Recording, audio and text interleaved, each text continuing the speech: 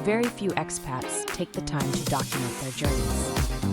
As someone who has a hard time documenting things, I have figured out some creative and surprising ways to document the expat journey that I will share with you. The concept of documenting your journey as an expat can sound overwhelming when dealing with getting visas, resident cards, and finding your place to live, not to mention some language barriers. There is always something that needs to be done while you are navigating becoming an expat. Things pop up like buying a car, registering it, getting insurance and inspections, not to mention finding a place to live. And which place? What is the healthcare like, and where do I start?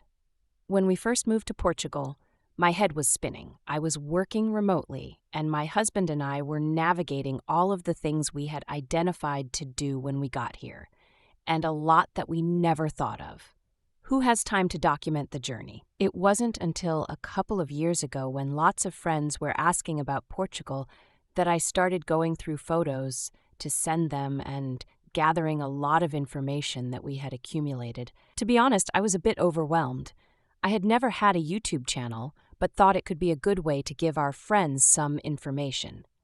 This made me concentrate on the things we had experienced and ended up documenting our experiences without me knowing it. Now it is helping many people along the same journey, and I am thrilled about that. Some people are writers, some are photographers, and others just struggle to get through the day, especially in the first phase of becoming an expat.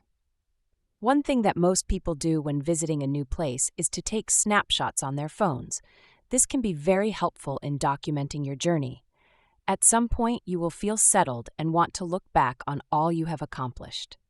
My husband and I laugh and smile when we look back on our first few years as expats. Not everyone wants to publish a YouTube channel or write everything out.